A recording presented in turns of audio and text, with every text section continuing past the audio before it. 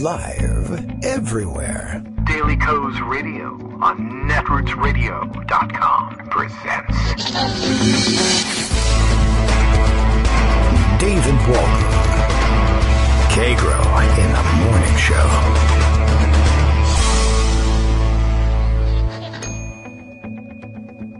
Now, here's David Waldman.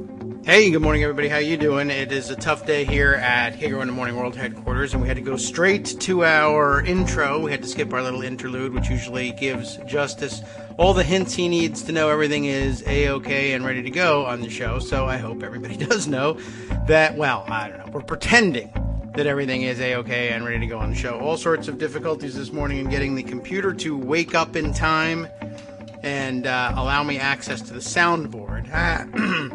You know, no real reason to give you the technical explanation for it, except by way of explaining to you that I now know even less about what the hell is going on in the world, and I'm even less prepared to tell you about it.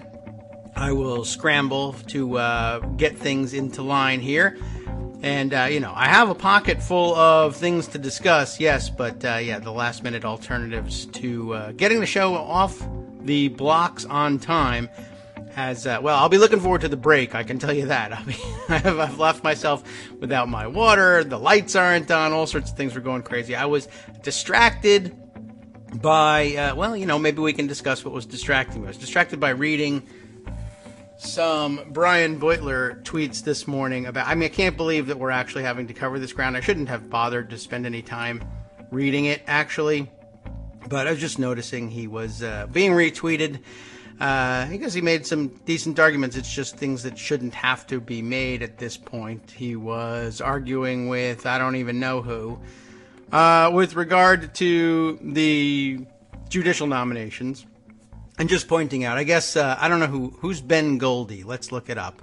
We might as well take a look. Digital director and spokesperson for what is that? Natural Resources? National Resources? I can't really tell even what that is. Former aide to Governor Matt Bevin in Kentucky, so that tells you more about anything than any of the other credentials listed.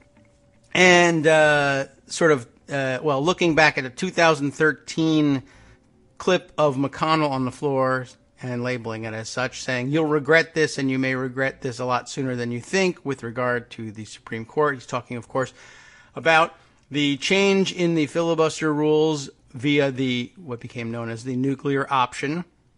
And Brian Beutler pointing out, this is the stupidest talking point. The judicial filibuster became a dead letter the minute McConnell used it to try to temporarily nullify 3 D.C. Circuit Court vacancies, and nothing would have deterred him from nuking it the minute it became an obstacle to a GOP president. And I think everybody knew that was the case. And it was easy enough to see, because as soon as the part of it that I guess we did come to regret, the leaving in place the filibuster for the Supreme Court, and as soon as he had the opportunity to nuke it, he did, and that pretty much ends the argument as far as I'm concerned. Let's see, he also includes for us, what's this? Like I was saying, and he has a Jonathan Bernstein tweet on the subject. If Dems had not gone nuclear in 2013, everything right now would be the same, except Dems would have 3 fewer D.C. Circuit judges and several fewer other judges confirmed in 2013 to 2014. And that's basically true. I was mulling over whether or not I should bother spending any time also pointing out that the nuclear option as currently constituted was the concept of the Republicans in 2005. Now, if you trace its history back even further, you'll find that, well, for one thing, the option was used and at least threatened, if not actually used, back in 1975, and itself depends on a precedent that was set as far back as the 1950s, and of course, even underlying that, there is the constitutional prerogative of the Senate to make its own rules by majority vote, period, that you can tease out of the various relevant articles of the Constitution. That is to say that each house will be the arbiter of its own rules, and that a majority is required to do business, and no supermajority is imposed anywhere along the line with respect to how each house will adopt its rules. There are very specific instances in which it requires a supermajority, and this is not one of them. This was a latter-day invention, a 20th century invention when it comes to the prohibition against changing the rules with a simple majority, etc., etc. So, the history of the procedure is, it's not ancient, except insofar as the majority rules rule has always been a part of our understanding of how the body works. At any rate, just an interesting sort of observation, and never really have figured out why Republicans weren't supposed to be made to regret bringing the Senate to the brink in 2005. And yes, Mitch McConnell was there, and yes, he was in favor of exercising the nuclear option. There was a very clear way of expressing whether or not you, as a Republican member of Congress in 2005, were or were not in favor of exercising the nuclear option. And the answer is, did you join the so-called Gang of 14? There were 7 slots available for you to do it. And if you didn't take anybody up on it, well, then what can I tell you? There was every opportunity to put your name on the list as being an institutionalist opposed to rules change. And everyone insists that Mitch McConnell is nothing if not an institutionalist. He assumed office, as double-checking everything here, in 1985. That means he had been there 20 years, certainly plenty enough time to become an institutionalist.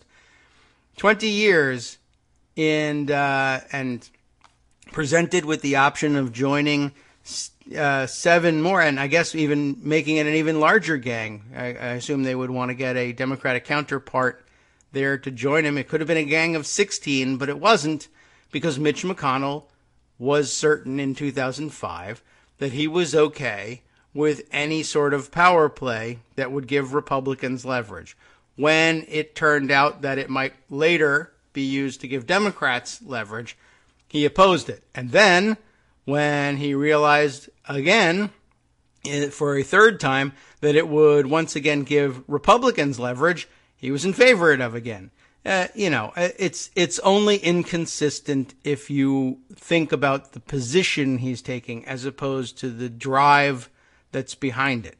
When I win, I'm for it. If I lose, I'm against it. I'm always for myself. Simple enough. I think everybody understands it. But, hey, I thought I'd illustrate the point just a little bit. Let's see. I am going to have to use one hand here then to make sure that I have the tweet in question available for you afterwards in our summing up. That means I'm going to have to, there we go, see if I can send it to Pocket from my phone. And probably now I got to see whether I can make sure I get my alarms set and silenced so that when the first break does come up and we manage to get relief and make it to the refrigerator and get a little bit of water, I will know exactly when to do that. All right, that's what's occupied my tweeting this morning, but there's plenty of other stories. I should just really read you the Twitter feed of the last 12 to 24 hours. Quite honestly, that would give you they'll give you all the notes that, most of which ended up in Pocket anyway. How much time do we want to spend on the Picayune, and how much time do we want to do a lightning roundup for Friday? Do we want to dive in deep? We'll see what we'll sort of compromise. We'll split the show perhaps into different segments and do things that way. The hot discussion topic is it's the New York Times once again, and no surprise that the paper of record tends to put itself in these positions.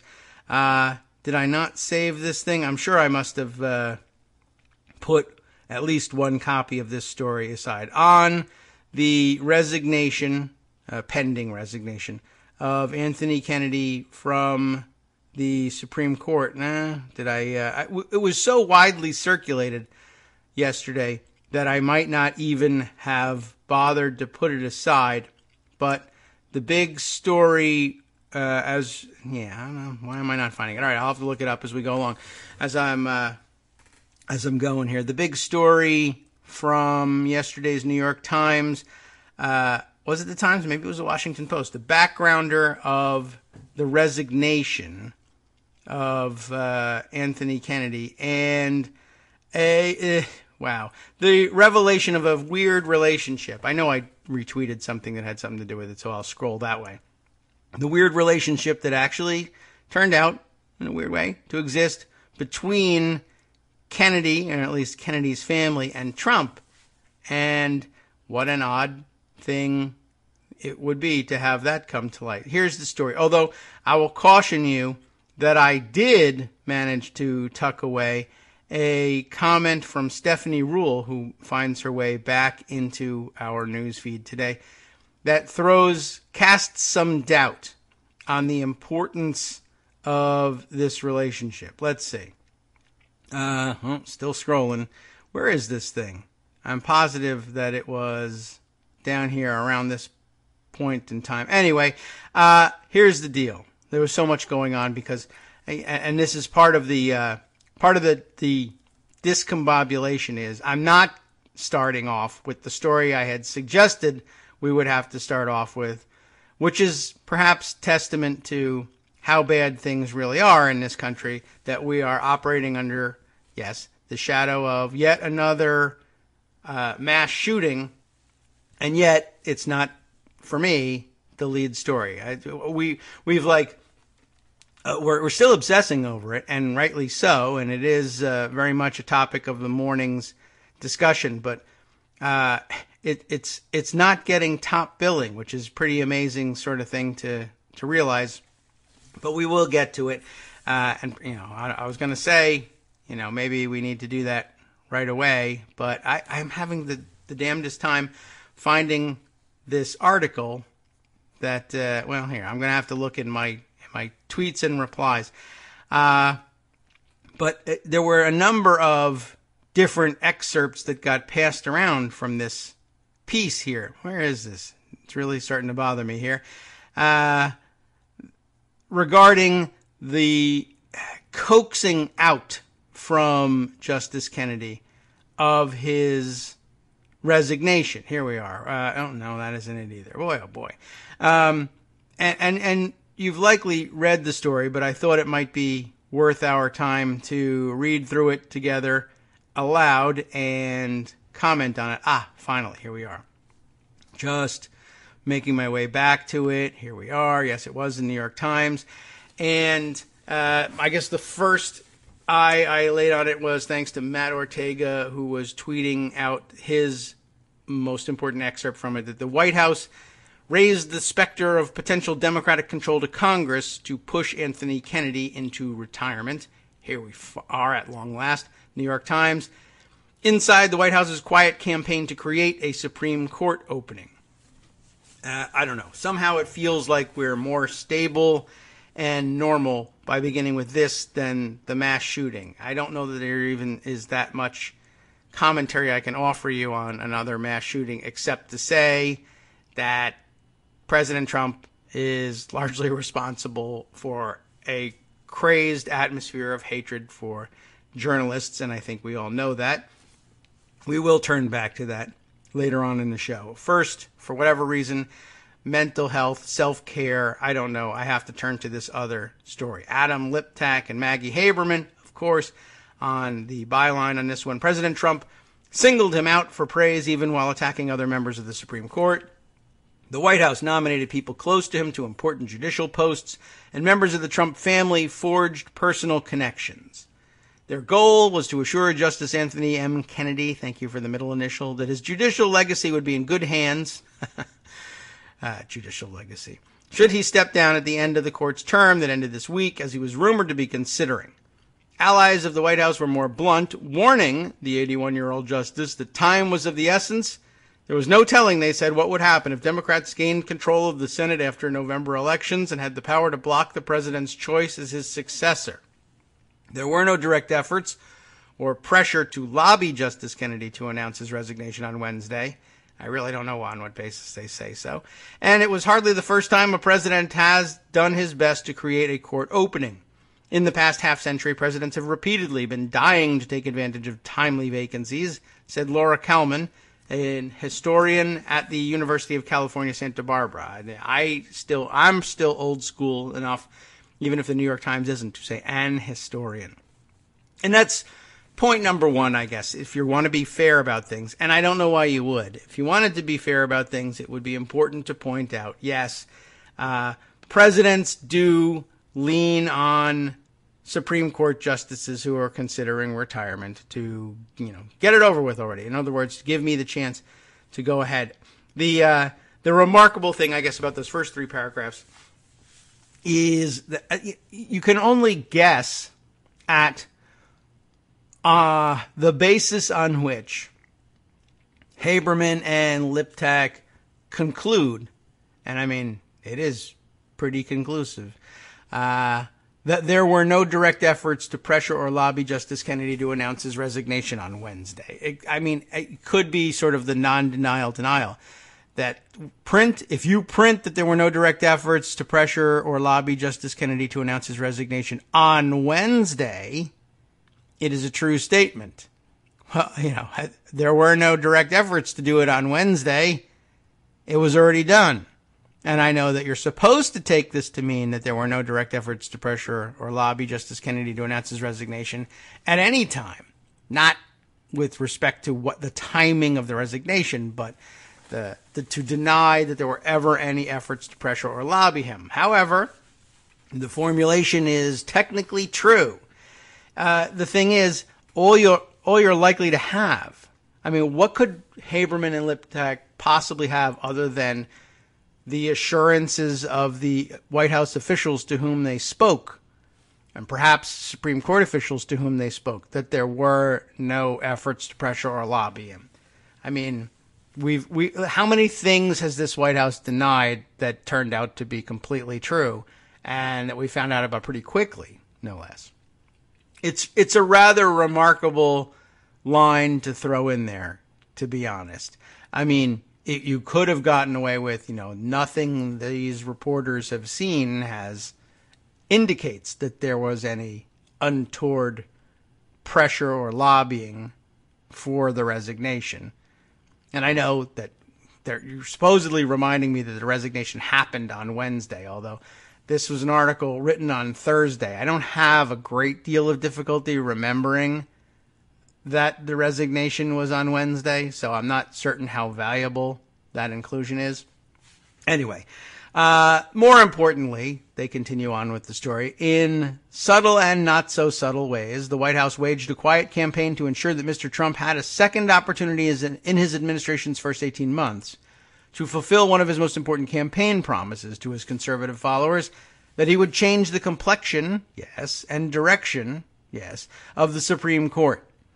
When Mr. Trump took office last year, he already had a Supreme Court vacancy to fill, the one created by the 2016 death of Justice Antonin Scalia. Well, more, I think, accurately described as the one created by Mitch McConnell, holding the seat open following the 2016 death of Justice Antonin Scalia. But Mr. Trump dearly wanted a second vacancy, one that could transform the court for a generation or more, so he used the first opening to help create the second one. He picked Justice Neil Gorsuch, who had served as a law clerk to Justice Kennedy, to fill Justice Scalia's seat. And when Justice Gorsuch took the judicial oath in April 2017 at a Rose Garden ceremony, Justice Kennedy administered it, after Mr. Trump first praised the older justice as, quote, a great man of outstanding accomplishment. Throughout his nearly 30 years on the Supreme Court, we need to say this in Trump voice, I guess, but Mr. Trump said, Justice Kennedy has been praised for his dedicated and dignified service. That was an overstatement. There's a conclusion there they're willing to state there, another one. And it was. Justice Kennedy is reviled by many of Mr. Trump's supporters for voting to uphold access to abortion, limit the death penalty, and expand gay rights. Conservatives have called for his impeachment. James Dobson, founder of Focus on the Family, once called Justice Kennedy the most dangerous man in America. Mr. Trump himself said he wanted to appoint justices who would overrule Roe v. Wade. You know what it is. I don't need to tell you what the next phrase in the article is. Justice Kennedy has voted to reaffirm Roe's core holding, and Mr. Trump has not hesitated to criticize far more conservative members of the Supreme Court, notably Chief Justice John Roberts. Justice Roberts turned out to be an absolute disaster. He turned out to be an absolute disaster because he gave us Obamacare. Mr. Trump said in 2016, presumably referring to Chief Justice Roberts' votes to sustain Barack Obama's health care law. Presumably, that's a conclusion they're willing to draw too. He just said it, but okay. There's reason to think then, but wait a minute, time out. I got to go back to that. I mean, look at the caution with which they parsed that out. The guy says, Justice Roberts turned out to be an absolute disaster because he gave us Obamacare. What does that mean? Well, presumably, he's referring to Roberts' votes to sustain Barack Obama's health care law. Presumably.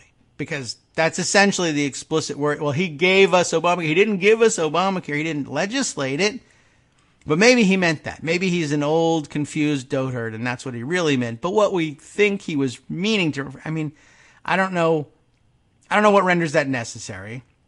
But what's amazing is that they take such care to tell us what they think the phrase means, and no such care given to the fact that the very people most interested in hiding any lobbying or influence that they sought to exert on Kennedy, if it existed, would absolutely lie about it. It would be their job. And really, in almost any administration, you could assume that they would hide it had it happened, and they would consider it their job to hide it. That's true. But to just sort of state it, well, there you have it, folks. There was no effort. But we can only assume, because we were, we could tease out of Trump saying directly that Justice Roberts is a disaster because he gave us Obamacare, is that he was talking about something that Roberts had done with respect to Obamacare. I just find it weird. I do. All right. Well, there's reason to think then that Mr. Trump's praise of Justice Kennedy was strategic. Then, after Justice Gorsuch's nomination was announced, a White House official singled out two candidates for the next Supreme Court vacancy: Brett Kavanaugh, who we mentioned yesterday. He's currently on the D.C. Circuit Court of Appeals, and Raymond Kethledge of the Sixth Circuit Court of Appeals in Cincinnati.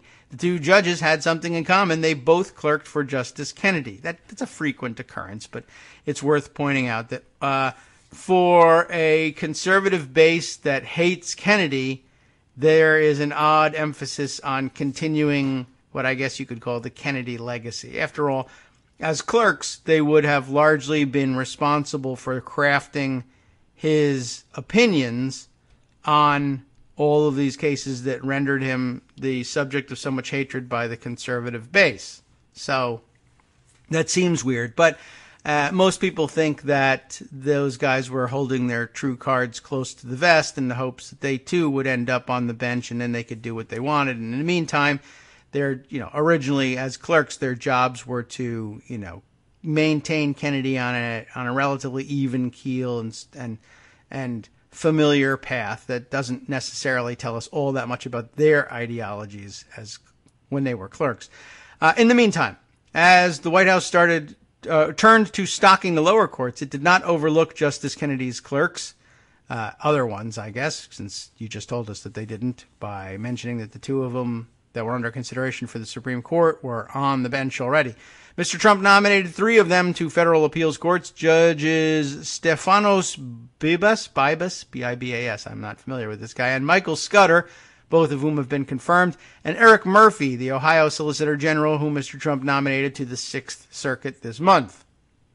One person who knows both men remarked on the affinity between Mr. Trump and Justice Kennedy, which is not obvious at first glance. This is sort of an interesting phrasing here. Justice Kennedy is bookish and abstract, while Mr. Trump is earthy and direct. I could spend an hour on that, but I won't.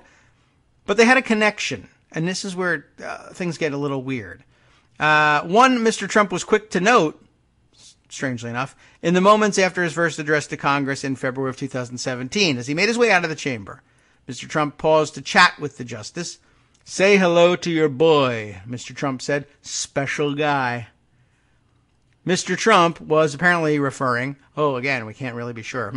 Say hello to your boy. Oh, wow, does he really mean his son? I'm not really sure. Gee whiz. Apparently referring to Justice Kennedy's son, Justin. And I'm sure he has perhaps more sons. So he could have been referring to the one he never met. Okay. The younger Kennedy spent more than a decade at Deutsche Bank. Have you heard of it? It's the last lender in America that was, or really anywhere around the world, that was willing to do business with Donald Trump when everybody discovered he was a fraud. Eventually, he rose to become the bank's global head of real estate capital markets. And do you know anybody that was involved in real estate at the time? And, of course, they might as well go ahead, come right out and mention. He worked closely with Mr. Trump when he was a real estate developer, according to two people with knowledge of his role. Interesting, to say the least. During Mr. Kennedy's tenure, the younger Mr. Kennedy's tenure, Deutsche Bank became Mr. Trump's most important lender, dispensing well over $1 billion in loans to him for the renovation and construction of skyscrapers in New York and Chicago. At a time, other mainstream banks were wary of doing business with him because of his troubled business history. Yes, so there is that. And there are warnings that perhaps we might be overestimating the strength and nature of that relationship, and we'll put those on the record too, and move on to other frontiers after this short break. Hi everybody, it's me, David. Let's change things up from the old fundraising pitch for just a minute and talk instead about how you can be a part of our show. If you've got a smartphone or any other electronic recording device, why not sit down and record a segment for us? Read us an important article and give us your take. Or read one of your own original essays, or even just give us your commentary on something you'd like to share that's important to you. Then send the file to me at kagrox@gmail.com, and I'll try and work it into the show. Short segments, a few minutes in length, are easiest to fit in. And of course, I can't always guarantee that I'll be able to play everything, but if you've ever shouted at your radio or TV about something you wish was being covered, here's your chance to change that. Make the show your own. Send your submissions to me at kagrox@gmail.com.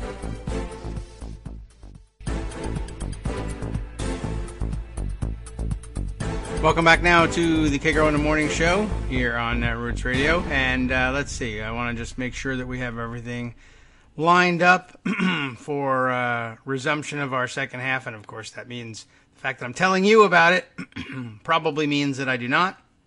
Let's see. There's so many other stories I want to bring up here, and I'll have to just open them up and then let Twitter flow on, since who knows what's going to come up next. All right, let's resume with the New York Times article, although I think we've gleaned from it most of what we need to. But we'll follow up on the relationship between the two families a little bit here. About a week before the presidential address, Ivanka Trump had paid a visit to the Supreme Court as a guest of Justice Kennedy. The two had met at a lunch after the inauguration, not unusual, and Ms. Trump brought along her daughter, Arabella Kushner, which I guess also not unusual. Where is this going? Occupying seats reserved for special guests, they saw the justices announce several decisions and hear an oral argument. I don't even know why that's included in there. I mean, okay. Ms. Trump tweeted about the visit and posted a photo. Arabella and me at the Supreme Court today, she wrote. I'm grateful for the opportunity to teach her about the judicial system in our country firsthand. If the overtures to Justice Kennedy from the White House were subtle, the warnings from its allies were blunt. And you know what? I got to just pause for a second again and say, wow, that was a waste of time. I mean, I love to pick out conspiracy theories that implicate Trump in nefarious deeds and backroom deals, but the idea that Ivanka Trump took her daughter and visited the Supreme Court and that they got good seats for it. Seems to me like if I got to imagine if I'm the son of the president, sorry, Dad, I hope I didn't mean to do that to you, but the country needed you. And I wanted to visit the Supreme Court because I have sons that I think I want to educate and say, you need to learn about the United States government. And as it happens, we can learn about it from very close up because your grandfather is the president. I mean, I would call somebody at the Supreme Court too and say, I'd like to bring my daughter and we want some seats. And they would say, you know what, I'll arrange some VIP seats. You wouldn't even have to ask. They would say, oh, I'll arrange that for you. I guess you could make something of the fact that they called Kennedy, but I guess, not very much, I don't think. I don't know why that's included. So I should stop talking about it. If the overtures to Justice Kennedy from the White House were subtle, that's a super subtle one right there. The warnings from its allies were blunt. We'll talk about that one. Last month, Senator Grassley, the Republican chairman of the Senate Judiciary Committee, went on Hugh Hewitt's radio program, which is a dumb idea to begin with, to issue an urgent plea. My message to any one of the 9 Supreme Court justices, he says, was, if you're thinking about quitting this year, do it yesterday. Okay, that's not very subtle. Mr. Grassley said speed was of the essence in light of the midterm elections in November. If we have a Democratic Senate, he said, you're never going to get the kind of people that are strict constructionists, and you won't get them anyway, because there is no such thing. They're a bunch of liars. Intermediaries pressed the point with Justice Kennedy privately, telling him that Donald McGahn, Trump's White House counsel, would in all probability leave after the midterms. McGahn has been a key architect of Trump's successful efforts to appoint wave after wave of conservative judges, they said, and in his absence would complicate a Supreme Court nomination. I don't think so at all. The list is there. It's laid at Don McGahn's desk because he's agreed to carry forward the Federalist Society's list. The list will stay there. And if for some reason he accidentally packs it in a box and takes it with him, the Federalist Society will give the list to the next person who will likewise come from the Federalist Society. I don't see any real reason for conservatives even to be concerned about the departure of Don McGahn with respect to the appointment of conservative justices. So that's a little odd. There is nothing particularly unusual in urging older justices to retire for partisan reasons. During the Obama administration, prominent liberals called for Justice Ginsburg to retire so that Mr. Obama could name her successor. That wouldn't have worked out very well at the end, would it? Justice Kennedy waited until the last day of the term to announce his retirement. The move disappointed liberals who had hoped he would not want Mr. Trump to name his successor, but the justice, saying he wanted to spend more time with his family, betrayed no hesitation. His departure is a triumph for Mr. Trump. It will be, I guess. I don't know why. Triumph, but okay. Who has taken particular satisfaction in his judicial appointments. That's true. I guess that's good reason then. Naming justices and judges is easier than forging legislative compromises. Forging is a fun word to choose for that. And Mr. Trump understands that his judicial appointments represent a legacy that will long outlast his presidency.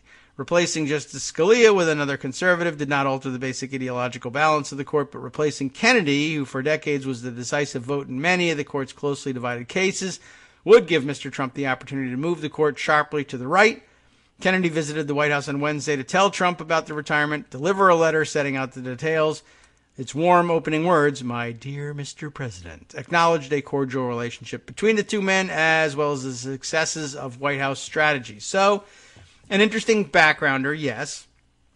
And they didn't go, super far out on a limb with regard to Justin Kennedy's relationship with Trump and the Trump family. And just as well, everybody else is going further out on the limb, but I thought I would bring you Stephanie Ruhle's tweet regarding this. Oh my goodness, she deleted it. How interesting is that? Wow. That is weird. I wonder if she has a different tweet on it, or maybe she just corrected something about it. But I do have a partial record of the tweet because I parked it in Pocket here. She had been saying, "I worked with Justin Kennedy at Deutsche Bank," which is interesting, and I guess could lead you to think maybe I shouldn't be thinking about Stephanie Ruhle as a source here. But, people work at banks, especially Democrats. They end up working at banks, and then we resent them, and we think that they come from big money and serve corporate interests rather than ours. And sometimes we're right about that, and sometimes it's absolutely true. And sometimes we're wrong about it, and it turned out to be true anyway, and they disguise it from us very well. Who knows? Anyway, it's true. Okay, I worked with Justin Kennedy at Deutsche Bank, unless she deleted the tweet because it wasn't true. Why would you start out that way? I worked with Justin Kennedy at Deutsche Bank. Yes, she says, he ran part of the commercial real estate biz. No, he was not Trump's banker. Lending came in through the private bank, and most was done after Justin left. That sounds like an important part of, understanding what maybe actually happened here and how far you can go with the accusation that, that there was something untoward there. Now, I credit her as a Democrat, even though, all she really is a liberal-leaning journalist who laughs in the face of Trump absurdities on the air, and so I count her as one. But I don't really know that she is one. Let me see. I'll scroll back and see if she reissued anything like that tweet. But, as you've learned from listening to me do it in the past, scrolling back is sometimes, not that productive of an exercise. Let's see. There's certainly lots about the impact of replacing Kennedy. Oh, look at that. I found on my way through, I'll put that story aside. Remember Trump's military parade? It's still happening, according to NBC News, which I'll open up for later, but I've got to go check and make sure that there's no auto-playing video coming with it. Yeah. All right, well, that's an interesting side note. Let's see. So I'm getting into that time period here, and I'm not seeing any reissuance of the tweet or correction of it. Let's see. I'll keep going just for a little while because I'm I'm thinking that must be there somewhere. No, I'm back into June 27th. I wonder whether she got, did she get ratioed in this thing? Did people say, stay out of it? Did she think better of it? Did she think that she somehow lost credibility with people by saying that she had been at Deutsche Bank? I don't know. How interesting is that? Okay, so breaking news. That got deleted somewhere along the line, and I find it very interesting. What can I do? I can't include it in the roundup. I wish I had taken a screenshot. All I've got is the record of it here in Pocket. Well, I'm glad I at least had that. So now I don't know what to tell you about that. Is she withdrawing that comment? Did she, I got no idea how we could find it later. Would it be in her tweets and comments section, tweets and replies? Maybe I sometimes find things there. Let's see, I'd have to scroll back a ways. I don't know. I'm going to keep looking because I can't think of any good reason for somebody to tweet that and then withdraw it, except if she got beat up on it. But I don't think that would disturb her enough. You'd think that as a journalist, she'd be interested in keeping that comment out there if she thought it was true and valid, even if she had been attacked on it. Unless she later found out, oh wait, it wasn't, all that lending wasn't after Justin left. They did, that his tenure there did overlap with a lot of the lending to Trump. I wonder. Curious, to say the least. Okay, moving on. Should we, do you want to talk about the military parade? I'm trying to distract myself, I think, from the shooting as much as possible here. Let's take a look at this one. Planning for Trump's military parade is finally getting underway. And then there's a quote here. There is only one person who wants this parade, a senior U.S. official told NBC News. And they should just, I don't know. I guess he'll also want to see a crowd there, so there's no way of faking that. Well, there is a way of faking that. He fakes crowds with fair frequency. I don't know why I would say something like that. Okay. Well, here's a picture of him enjoying the French military parade, where he got the idea. 4 months after President Donald Trump directed the Defense Department to organize a military parade, planning is just beginning, but no budget has been assigned yet. And it feels like it's been longer than 4 months. Didn't he express a desire for it some time ago? And then there was the indication that he wanted one for the inauguration. But didn't he express a specific interest in it some time ago, and then nothing happened? And I think this is one of those things that they thought he would forget about, and then he came back to it and issued some kind of an order to the Pentagon, and now he's finding out the Pentagon can pretty much sit on its hands for a long time without any repercussions. So, okay, 4 months later, apparently, since his demand, Pentagon officials told NBC News that they will be able to pull off the extravaganza, but the lack of momentum is notable and possibly indicative of low enthusiasm. Oh, wait, I have my... well, we decided we were going to play the trombone every time we say enthusiasm. That's our inside joke. But how can we not use the enthusiasms quote there, too? All right, well, you got to use that. Everybody loves that one. There's only one person who wants this parade, a senior U.S. official said, referring to Trump. And note that NBC News doesn't say, well, apparently referring to Trump. We know he's referring to Trump. Even some White House officials are uninterested in planning the parade and are dragging their feet. Not a good thing to do in a parade. You got to march. According to a senior administration official, Trump got the idea for a parade while viewing France's Bastille Day parade last summer. Naturally, he wanted it to be really big league. Big league. We are going to have to try to top it, he later told French President Emmanuel Macron. By January, Trump was floating the idea with military leaders, and in late February, he made it official with a memo to Defense Secretary James Mattis. There, that describes the background, I recall. A March memo laid out the skeleton of a plan. Army guys will march over here, and we'll have the ones just like my Army guys, my set of play Army guys. One will have a bazooka, and one will have binoculars and a pistol, and one will have a flamethrower. It's going to be great. Okay, so a parade from the White House to the Capitol is what they're thinking, including only wheeled vehicles, because tanks could damage the streets, capped by a big display of air power and vintage aircraft with themes including veterans, women in the military, and Medal of Honor recipients. And what brilliant and innovative themes they are. After that, 3 months went by with no major planning. With so many more pressing issues, the parade was just not a high priority for the military, a senior defense official said. But in the last week or so, the event has gotten some attention.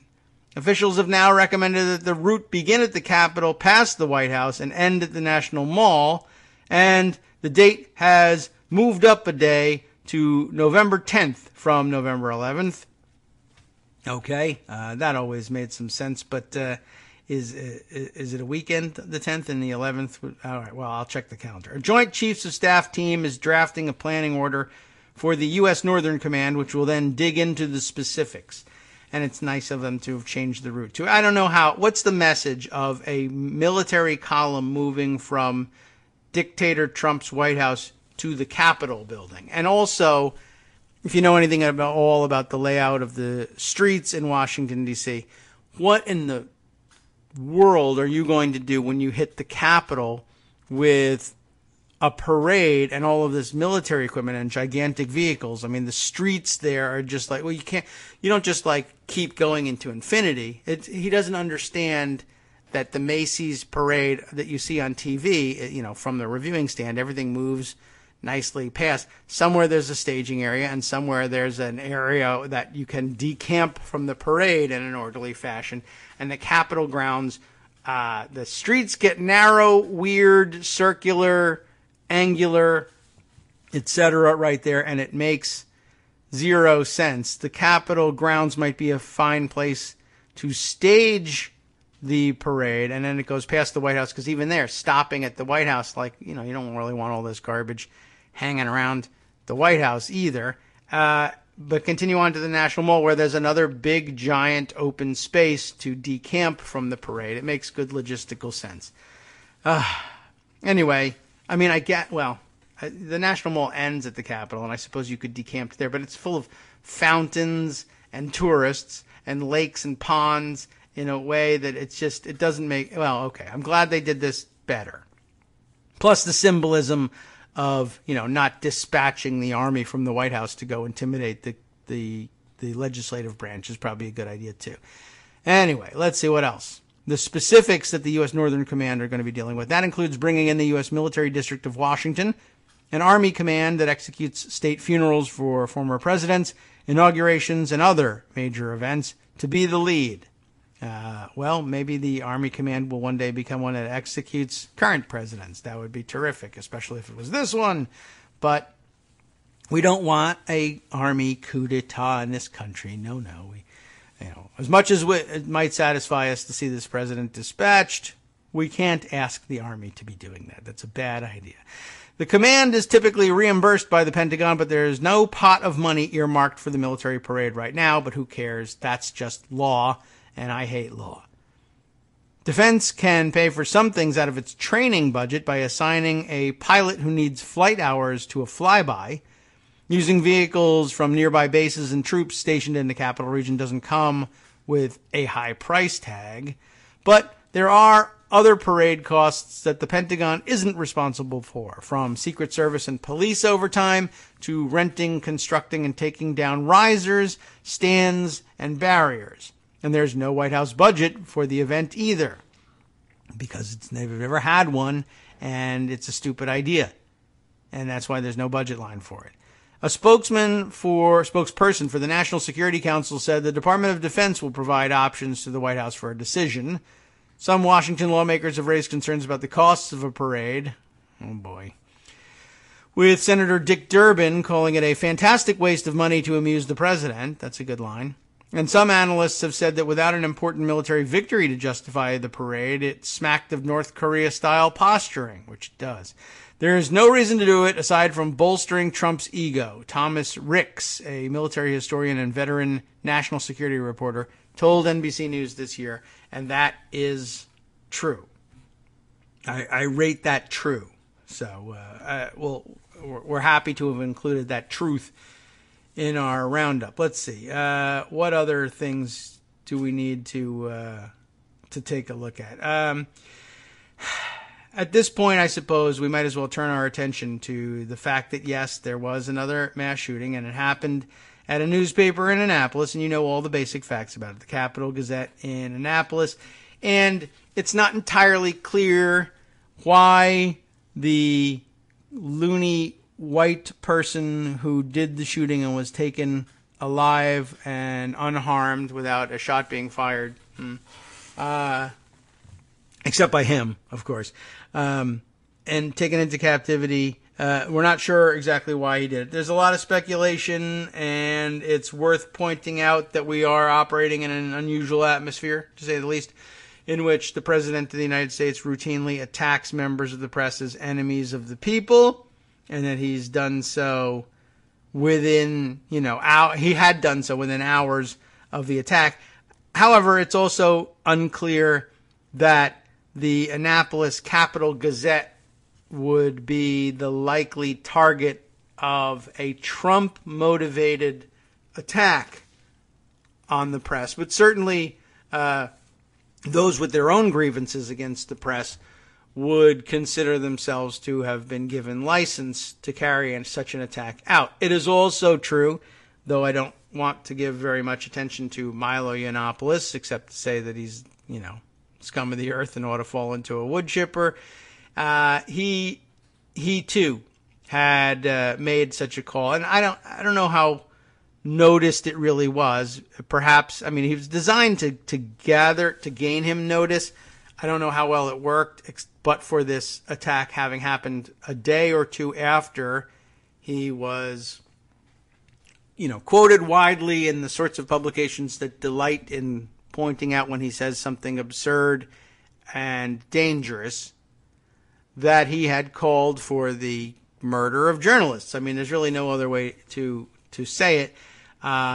He said, I hope somebody starts gunning down journalists on sight, and then it would be a great thing if it did start to happen. There was a brief attempt by somebody I never heard of to slow down the obvious urge to lay the shooting at his feet by saying, now this was something that Milo had said in private via text to someone, The problem with that whole thing is, well, A, who cares? You said it. And B, it was a text to that person that they said it supposedly in private to was a journalist looking for a quote to put on the record. And then when asked to clarify what he was talking about and was there somebody in particular that he thought ought to be, targeted or had done something wrong, and what was that thing that this person supposedly had done wrong, Milo insisted that that was simply his standard answer to requests for comment from the news media. And so the implication was, from this other person offering up this defense, was that somehow it was a violation of Milo's confidence and trust that he was speaking in confidence and had privacy rights in this text that he had sent. I think that kind of undoes it. One, you're speaking to a reporter. Two, ask to clarify, are you sure you mean this? He insisted, that's my standard comment to the press when I'm asked to comment on a story. So essentially that's like, yeah, that's for you, that's for attribution, it's for print. That's, do you have any comment on the situation? Yes, my standard comment, and you can quote me, essentially is what he said, is I hope members of the press get murdered, and soon. It will be a great thing when that happens. And of course, by the way, all over the deplorable alt-right, there was all sorts of glee over the shooting, and although you can hardly believe that there are such human beings, there really are, and lots of screen caps are being shared via social media that would tend to prove it, in case you had any doubt about it. All right, so look, that's out there, and it's a real thing, and people are horrible, and that's kind of the way it is. So let's see. That's about all I've got for you on that, except to add that the shooter apparently did have some motivations of his own, and of course was, over the top wacko, and apparently did something to try to obliterate his fingerprints so that he couldn't be identified by the authorities. It took them all of about 5 seconds to identify him anyway. And he's a guy who's, we may yet find out that he's got, alt-right / incel roots somewhere. I don't know whether he would count himself among the incel community, but he was an horrific stalker, and his grudge against the newspaper, if we're able to glean anything from his social media presence, was that he had been arrested in a stalking case some years ago. That was all the horrible things that, stalking cases are. Picked out some unwitting person and claimed a relationship of sorts with them by having graduated from high school together, and then pestered her to death and worried her so greatly that she called the police, and he was furious, and he was arrested, and the Capital Gazette-Times had the gall to print the story, because they're a newspaper, that a man had been arrested for this stalking crime, and here was a description of the crime, and isn't it an interesting story? And so he made it his business to make sure that he eventually got back to the Capital Gazette and killed people in retaliation for their having told this story. That doesn't directly implicate Milo Yiannopoulos. It doesn't directly implicate Donald Trump. But I think, if you're going to sit around and wait for direct implications from the mind of a demented wacko, you're going to be waiting a long time. Certainly, it is the case that a permissive atmosphere has been created by these two, and you might as well just point the finger. In my mind, Donald Trump pretty much did it, and you can just take that to the bank. That's, I don't know why they would deny it. It's politically expedient for them to deny it. The president put on a real show yesterday of making minimal comment about it. I don't know if he's tweeted about it this morning. And to be honest, I don't care. It really wouldn't be very interesting at all to hear his denials. But I guess we could look and see whether he's ranting about something else. But he had almost nothing to say. I think he actually issued the standard thoughts and prayers thing at some point. But the problem is that he's been running around the country for years now praying for somebody to shoot reporters. So, I don't know how much credence I can give to the thoughts and prayers. I never gave any credence to it anyway. I certainly wouldn't give any credence to Donald Trump issuing that line. And when I know he's praying for the deaths of journalists, it's just that much more despicable for him to put that out. When he arrived back at the White House from another campaign-style event out in Wisconsin, he was very pointedly asked by reporters who had just seen their colleagues murdered at the Capitol Gazette for comment on the situation. And as others pointed out correctly on Twitter, had the shooter been a person of color or an immigrant of some kind or Muslim, he would have made a beeline for those cameras and microphones to make uninformed comment about it. But instead, it was really, really telling. And if you haven't seen the video, I recommend you take a quick look at it. The press are insistent that they get an answer, and he walks away without saying a word, and it's really disappointing is the word that you would use if it was a normal presidency. It's gross, it's disgusting, it's nausea-inducing when you see Trump doing it, because really watching Trump do anything is nausea-inducing. But him and his stupid leathern face and that Bigfoot gait that he's got, even though I'm sure his feet aren't very big, if you know what I mean. But the way he shambles really into the White House and then closes the door behind him. And I noticed there was nobody there to open the door for him. I found that kind of interesting. It really tells you all you need to know about the guy. All right. Oh, look, some background for us on the Rule tweet deletion, thanks to Linda Chapman. Can we squeeze this in? Stephanie Rule said she worked with Justin Kennedy at Deutsche Bank. She got lots of negative feedback, then deleted her tweet. That's it? All right. Well, that's surprising. Too bad. We'll be right back.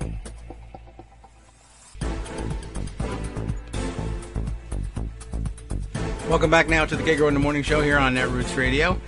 Yeah, that's interesting. Well, I've retweeted for you Linda Chapman's tweet, a retweet of T.J. Washington's observation on the Stephanie Rule thing. That just, oh boy, great. All right. Well, anyway, we find out about Stephanie Rule having deleted the tweet. By the way, yeah, once again, I guess that's another one. My youth was the worst, I got to tell you. Catherine the Grateful tweets for us. What is her Twitter address? Free and Clear 1, and pointing out, and I guess it's true, and I have to learn to consider it.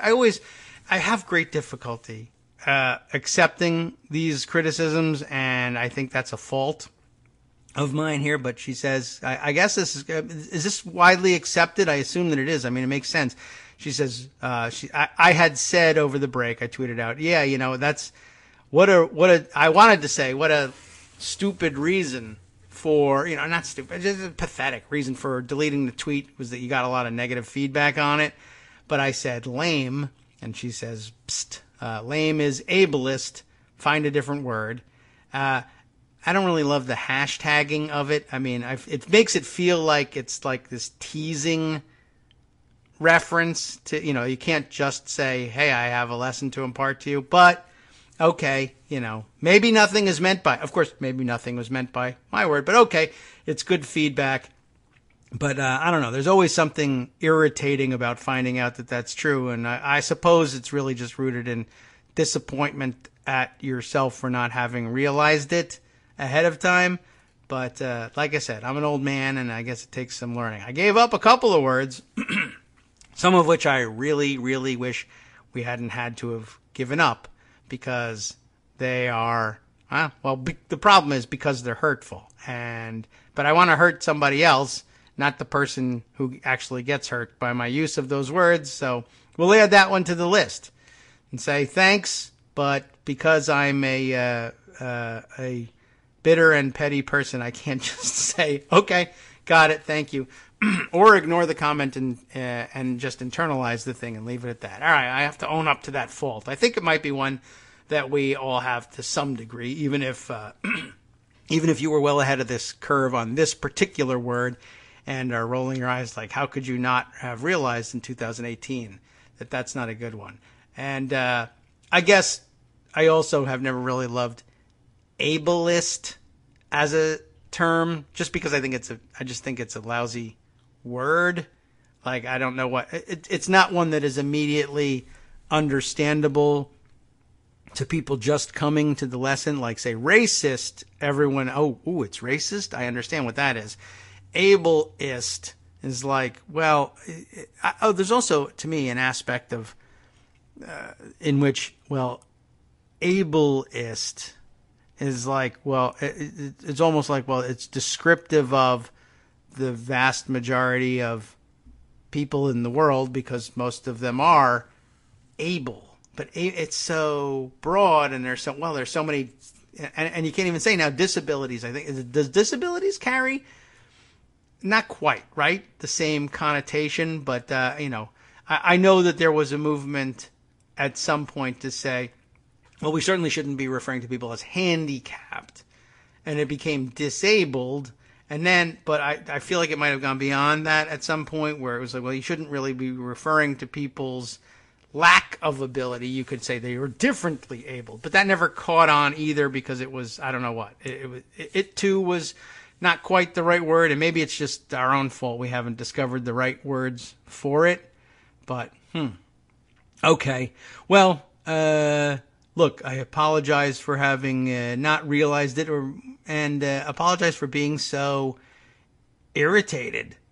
I mean, it's not fixing things, and I don't know if I'm getting any better at it, but I want to own up to it. This is it's not a good thing to do, and it's not a good thing to just not be able, for whatever reason, to just say, yeah, you're right. Sorry about that. All right, this is the aging process, perhaps, setting in. All right, moving on and getting on to a different subject. Oh, how did this happen? I've moved on to a different. Sometimes you leave a tab open, and the tab wants to move on to a different story on these news websites. The URL is still there, but the title on the tab has changed to something different, and now I will lose track of that when it comes time to sending you all of the stories that we use. Got to move on. Let's see. Here's another interesting addition to news analysis for the day. Yesterday, there were hearings on the Hill with the FBI director, Christopher Wray, was there, and Rod Rosenstein was there too, and they were being questioned almost comically by Republicans. And, there was a bipartisan hearing, of course, like a regular hearing where the other side was even allowed to be there. But Jim Jordan apparently made a fool of himself in questioning Rod Rosenstein yesterday, but a lot of people did. Louis Gohmert did. A lot of the really most combative Republicans were there, and they were looking for, video of themselves being tough on the Trump-Russia investigation and everybody connected to it. And one of the more ludicrous sets of questions was those posed by Jim Jordan, in which he's laid out a strategy, Jordan has, in which he thinks he's going to nail Rod Rosenstein. And I think we should play it so we can get his pronunciation of his name. Is that easy to bring up? We probably should do it on the other computer so that we can get you the audio most clearly. Let's see. But I wanted to read you, share with you Dan Friedman's commentary on this, the Mother Jones columnist. But let me bring up the retweet, Alan Rupar's retweets of the excerpts of the worst, I guess. Let's see. There's Director Wray and Rosenstein. And here's which one is which here? Are they both the same piece? All right, let's... one we're going to have to... There we are. When I asked Peter Strzok if he'd ever communicated with Glenn Simpson, he gave us the answer he gave us dozens of times. On advice of FBI counsel, I can't answer that question. Why? That's Jim Jordan. And so the whole thing is trying to be gotcha stuff on Rosenstein. And by the way, he's like, Rosenstein is almost smirking throughout his questioning, and you'll see it in Louis Gohmert's if you take a look somewhere online at that. He can't believe how dumb the Republican members are and how ignorant of the law they are. And, he's a pretty learned guy, and he can't believe how casually moronic these guys are. So I don't even know what he's questioning them about here. Couldn't you answer that question? Mr. Jordan, I appreciate your sincere concerns, but I didn't give Peter Strzok any instructions. If there was some problem with the instructions he had, I'll be happy to look into it. Not what his left guy lawyer said. Mr. Jordan, when you find some problem with a production or with questions, it doesn't mean that I'm personally trying to conceal something from you. It means we're running an organization that's trying to follow the rules, and we're going to respond. You know what was interesting? When I asked him if he'd ever talked to Bruce Orr, he said he had. Said he had 3 times in 2016 and 2017. Then I asked him, have you ever talked to Nellie Orr? And he said, no, I haven't. I said, well, why can you answer that question? Because Nellie Orr worked for Glenn Simpson, worked for Fusion. He could answer that question, but he couldn't answer because FBI counsel told him he couldn't. He couldn't answer the question whether he'd ever communicated with Glenn Simpson, a journalist. Why couldn't he answer that question? Mr. Jordan, I appreciate you saying it isn't personal. Sometimes it feels that way. How do I know, sir? I mean, you interviewed Mr. Strzok. I didn't, so I can't. Works for you. Doesn't work for us. I mean, you can see how combative this whole thing is. Why couldn't he answer the question? I mean, the answer obviously is he didn't want to answer your question for various reasons. It probably doesn't do him any good, legally to answer your questions. But how do I know how come he didn't answer the question? Because he works for you. He doesn't work for us. Yeah. Well, you interviewed him. Ask him. Why can't you answer that question? That wasn't even the one that elicited the laughter. I thought that one would be the first one to come up, but I guess not. Oh, well, maybe it comes up later in the exchange here. Let's go back to this one. Is this? If he'd ever communicated with Glenn Simpson. All right, so that's the same clip. An organization that's trying to follow the rules. And 2017. Then I asked him, have you for Fusion? He could answer that question, but he couldn't answer the question whether he'd ever communicated with Glenn Simpson, a journalist. Why couldn't he answer that question? Mr. Jordan, I appreciate you saying it isn't personal. Sometimes it feels that way. How do I know, sir? I mean, you interviewed Mr. Strzok. I didn't, so I can't. Works for you.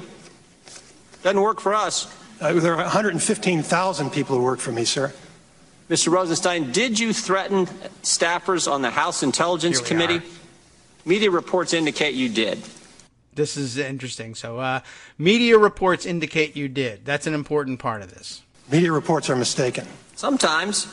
But this is what they said. Having the nation's #1 law enforcement officer threaten to subpoena your calls and emails is downright chilling. Did you threaten to subpoena their calls and emails? No, sir, and there's no way to subpoena phone calls.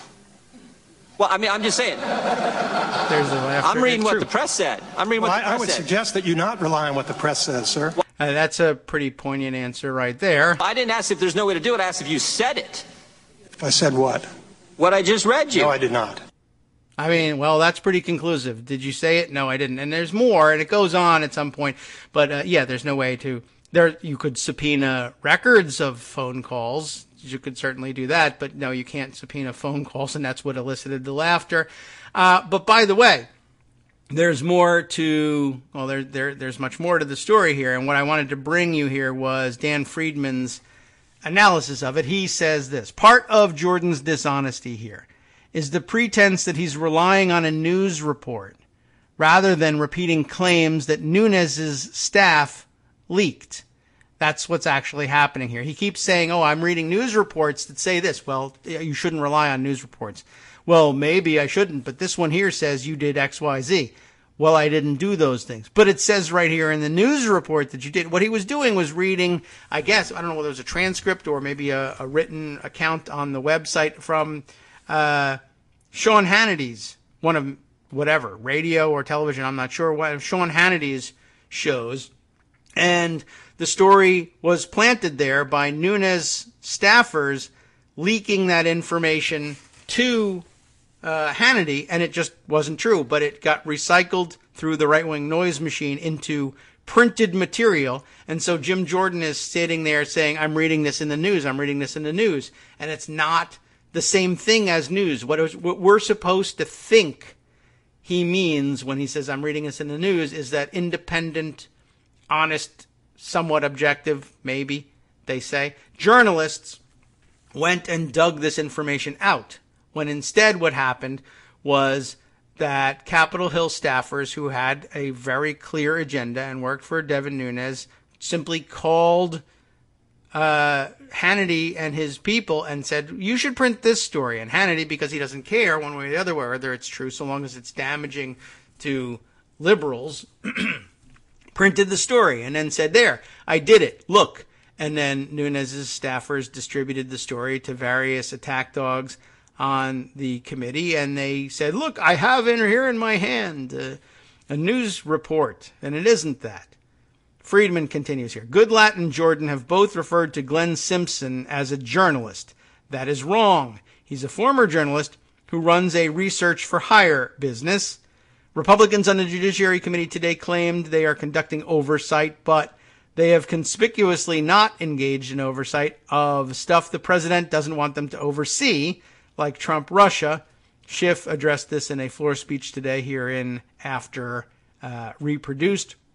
Whatever you think of Rosenstein, he's a strong congressional witness, articulate and assertive. This is partly why Jordan and others come off as angry and hectoring today and probably lost ground in their bid to undermine the Mueller probe by attacking the Department of Justice. So interesting, just sort of good commentary on a number of things, not the least of which, of course, are the disingenuousness of Republicans on Capitol Hill, and once again pointing out the vicious cycle of news washing rumor and then trying to use it in an official setting, which is, doubly horrific. It's one thing to plant the rumors. It's another thing to use rumors that you planted by seeing them reprinted on some essentially fly-by-night website, and then you read it into the record as an official news report. And it's just particularly annoying and upsetting to see it happening here. So I'm glad Dan Friedman paused everything to point that out, and I'm happy to share it with you. All right, let's see.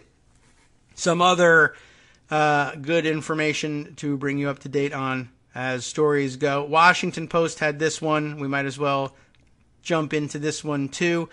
No puppet.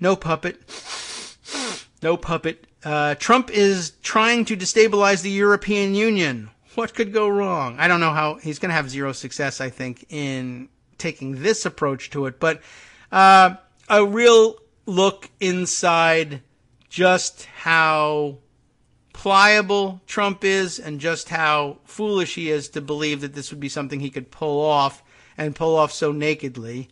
An interesting discovery, to say the least. That's like the most understated way of discussing this. Josh Rogan wrote this story in the opinion section. Interesting over there for Trump. I'm sure there's a hard news version of it somewhere. As President Trump heads to Europe next month for the NATO summit, oh, that's going to be good, and then a historic meeting, sort of, with Russian President Vladimir Putin. I mean, it's historic that there's a puppet dictator in the White House. That's true. His personal attacks on the European Union and other pillars of the Western order, like that could be a thing, are overshadowing his own administration's attempt to reassure allies that the United States still believes in the transatlantic project it has led since the 1940s. The United States still believes it. The president just doesn't, and he shouldn't be, regarded as anything but a traitor to the United States. I don't know that there's anything that the Europeans are going to be able to do about that. We have to take care of our own business here at home. During a private meeting at the White House in late April, Trump was discussing trade with French President Emmanuel Macron. At one point, he asked Macron, why don't you leave the EU? Now, he's what? I'd say probably 30 to 40 years too late on that question. The French were not in love with the EU at the very outset, I guess we can say. Probably actually by 40 years ago, they had become pretty much resigned to it. But if you had approached them at the earliest discussion stages of the EU, you might have found a more sympathetic audience. Now, there's just nothing doing. It's not even a topic of discussion.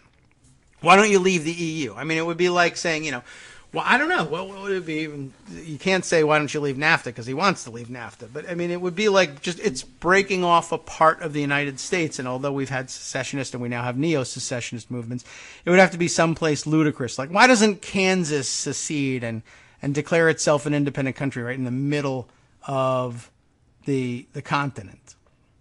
Why don't you leave the EU? And said that if France exited the Union, and I mean, I guess it's not as bizarre in the wake of Brexit, obviously, although even that was such a ludicrous proposition before they engineered its actual supposed success in the UK. And even then, right away, normal people said, "Oh, this is a gigantic mistake. What can we do to slow or reverse this thing?" But I guess it's not as crazy and out of the blue given Brexit, though Brexit itself was crazy and out of the blue. Why don't you leave the EU? He said that if France exited the Union, Trump would offer it a bilateral trade deal with better terms than the EU as a whole gets from the United States, according to 2 European officials. Now, I guess if you're steeped in trade terminology and American trade agreements, you would recognize right off the bat that that's problematic all by itself with respect, for instance, to our granting of most favored nation status to the EU. And, of course, the EU would no longer, it wouldn't be the most favored nation, though it's not a nation, strictly speaking. But it is a trade bloc, and it can work that way. It'll be a violation of a grant of most favored nation status to anyone else if you mostly favored a different nation. But, there's literally no way in hell Trump is going to understand that. He's probably never heard of it, and it wouldn't make any sense to him even if it did. And, of course, the fact that it's a rule, an international one at that, just means it's something to be ignored. I want to be able to offer this. I own the United States now, and laws are just a stupid way of trying to make it so that the CEO of the company can't do what he wants to do. I am used to running a privately held company, and I hate when people say, oh, there's a law against that, or oh, there's especially a corporate rule against that. No, there isn't. Get rid of it. I can do whatever I want. That's the way he approaches everything. So here's the deal. We'll give France a better deal. You'll get better trade conditions with the United States if you leave the European Union. And that doesn't really help, of course. Creating a giant hole in the middle of the European trade zone probably isn't going to work out very well. British exit from the EU, as crazy as it is and as counterproductive as it is, still makes more sense than continental withdrawal from the EU. But okay. I mean, maybe just the illusion of geography that makes it better. But out on the fringes, it's a different thing. And goods don't, transverse the UK from the rest of the European Union unless they are en route to the UK. And you can deal with it if you pay one tariff to move goods into the UK because the UK is outside the EU. That's understandable. Whereas moving goods from, say, Spain into Germany or Germany into Spain or whatever, the idea of crossing additional borders and paying tariffs on your way across doesn't make any real sense either. Okay, so why don't you leave the EU? We'll give you a better trade deal. That's what Trump has in the offering. Let's see. The White House didn't dispute the official's account. This was according to 2 European officials, but it did decline to comment. Let's set aside for a moment the point that Trump's proposal reveals a basic lack of understanding of Macron's views and those of the people who elected him. This is an instance of the President of the United States offering an incentive to dismantle an organization of America's allies against stated U.S. government policy. Yeah, but I'm the government now, so that doesn't count, you see. Trump has been publicly trashing the EU and NATO since his campaign, but the pace and viciousness of his attacks have increased. Just this week at a rally in North Dakota, why was he having such a thing at all? Trump said the European Union, of course, was set up to take advantage of the United States to attack our piggy bank. He then complained about a $150 billion trade deficit with the EU, inflating the figure, of course. Other reports note Trump recently told Group of 7 leaders that NATO is as bad as NAFTA, suggested to the Swedish Prime Minister that America should leave the NATO alliance, and launched gratuitous public attacks on German Chancellor Angela Merkel at her weakest moment. It's a deepening trend that leads to an unavoidable conclusion. No puppet, no puppet. Of course, the unavoidable conclusion. Trump doesn't believe in the continued sanctity of the European Union and NATO, as well as the United States' commitment to both. And he probably doesn't even really believe in the continued sanctity of the United States either, to be honest. But that's just my opinion. Trump defenders often say he is simply throwing out ideas to see what sticks, which is not something you do as President of the United States. You have other people throw out ideas, yes, but you can have surrogates toss out ideas. But the idea is that if they flop, it won't stick to you. But he doesn't believe in that, apparently, because he doesn't believe he ever flops. Some of his motives are primarily political and domestic, or that he is more talk than action. Some say his motives, I guess, are primarily political and domestic, or that he's more talk than action. Many cling to the hope that the president's top diplomatic and military officials can still execute sound policy, reassure allies, manage Trump, and head off any real catastrophe. That was plausible during Trump's first year in office, and European allies were relatively reassured. But during his second year so far, Trump has shrugged off previous constraints. His new national security team can only try to tamp down fears and attempt to merge Trump's America First mantra with a responsible strategy. During an interview this week, Secretary of State Mike Pompeo said the president is trying to reset the liberal world order, not dismantle it.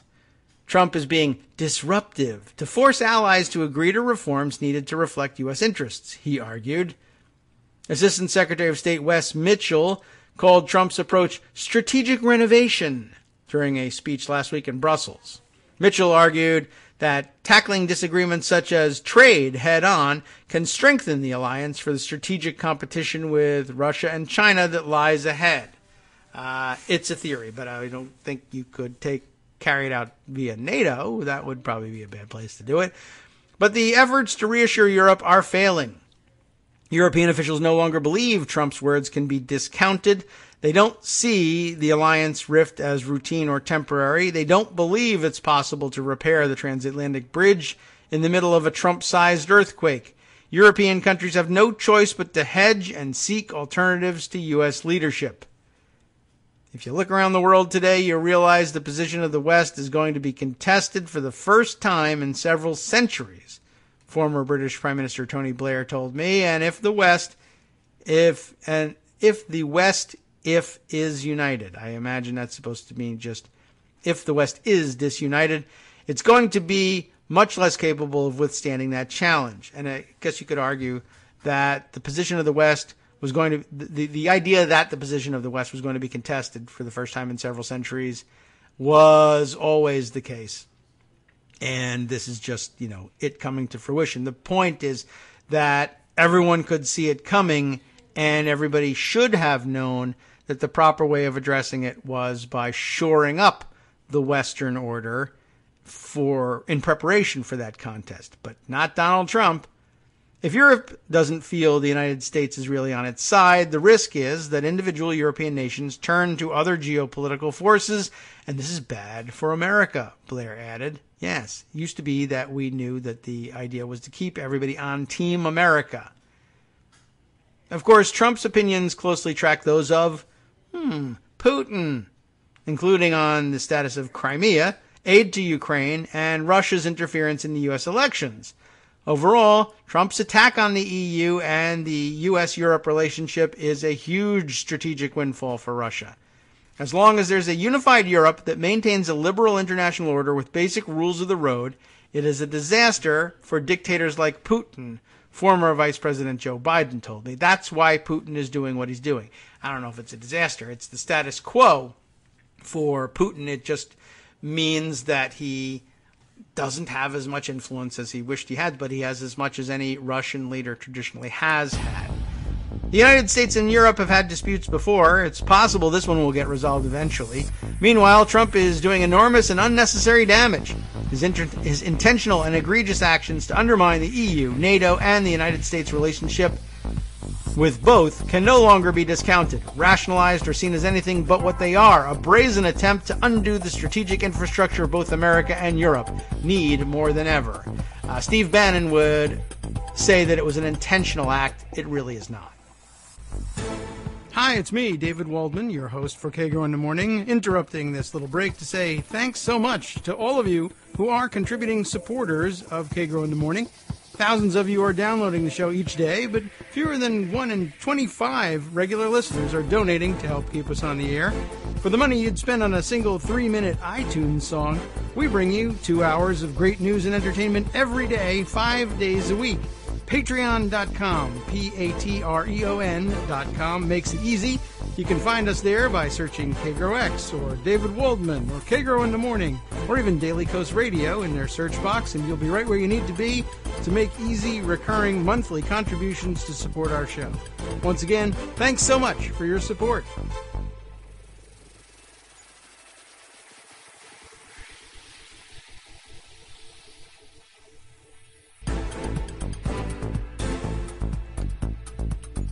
Welcome back now to the Kagro in the Morning Show here on Netroots Radio.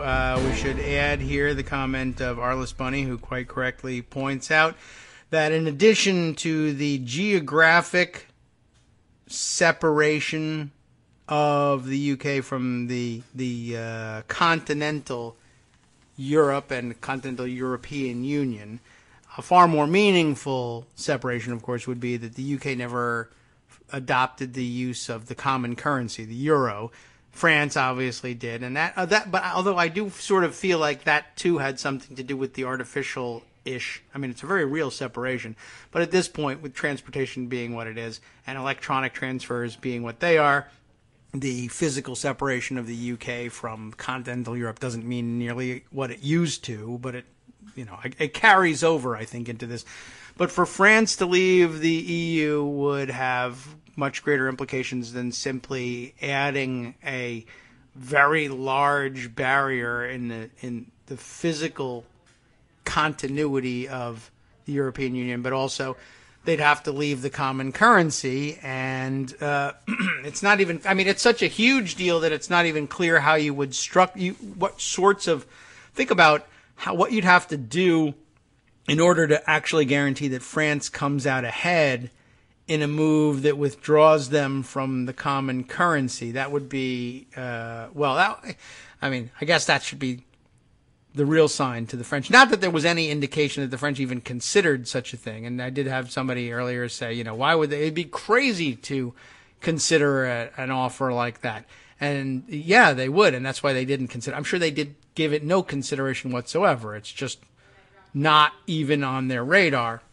But in addition to all of this, they would have to, I suppose, drop out of or be kicked out of the common currency. Although I suppose the EU could, for whatever reason, if they thought it was stabilizing, say, okay, well, you can continue to use our currency, I guess. I mean, I guess they could offer that and try and engineer a way to do that. And maybe there's some logistical considerations beyond my understanding or consideration that say, well, certainly there's plenty that say it's a bad idea, but not that it's completely undoable.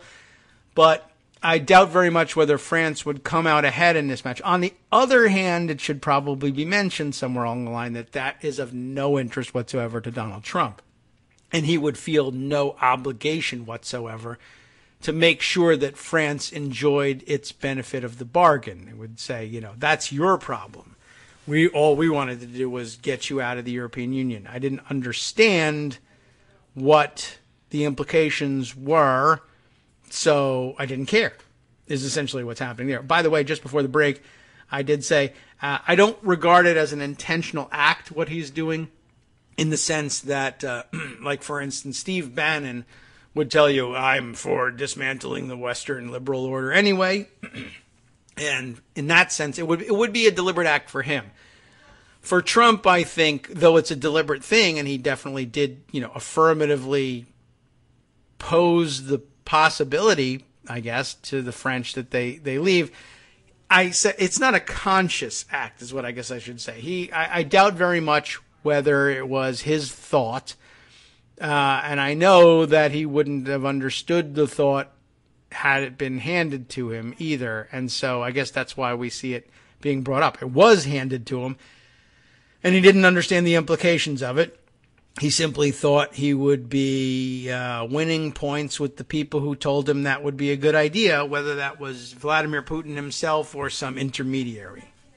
He knows that somebody whose opinion he values thinks it's a great idea if he helps undermine NATO and the European Union.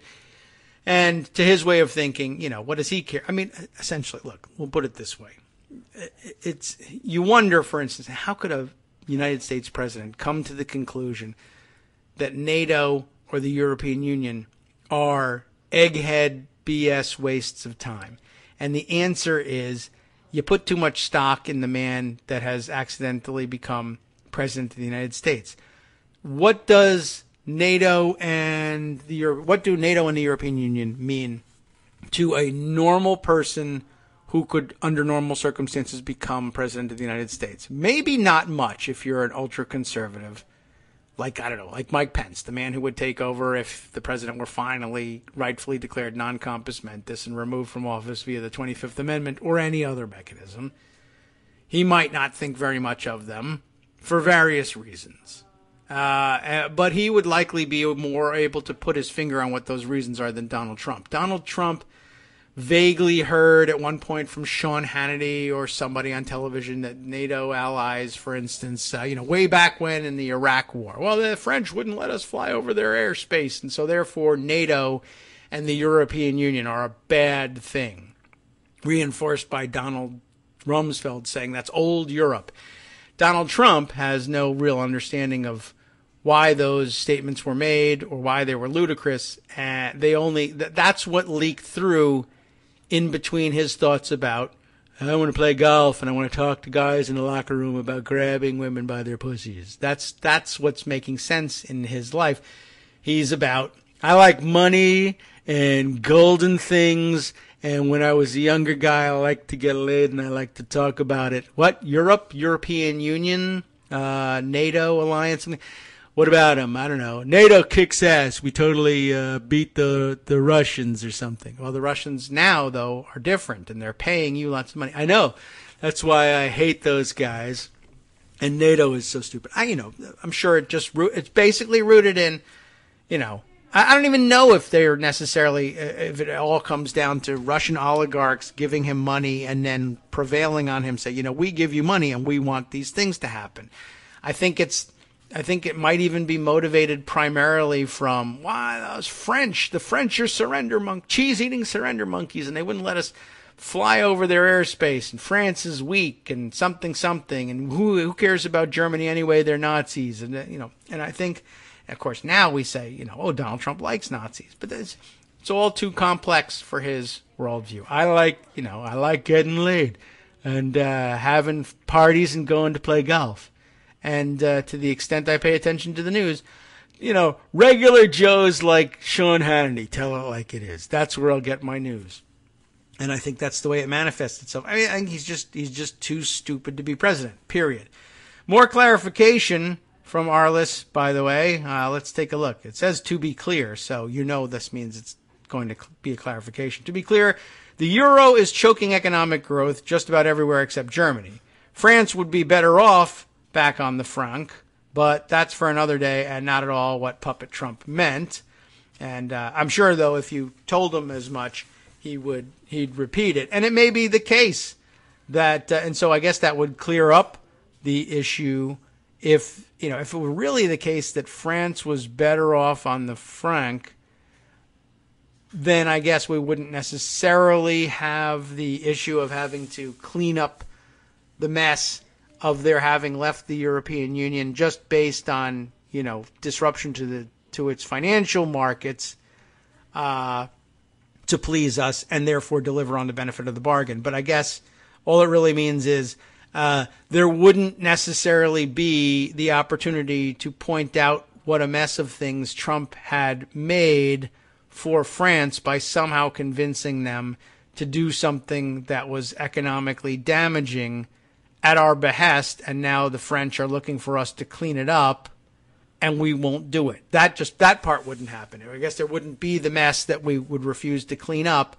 So in that sense, it's a wash. We wouldn't be helping clean up whether there was a mess or wasn't, so it doesn't make that much of a difference.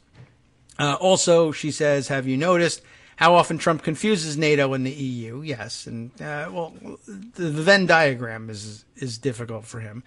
In his mind, I'm not sure there are different entities, and that's probably true. I don't know for sure that he recognizes that there is a difference, and it comes probably from the way he organizes his own business.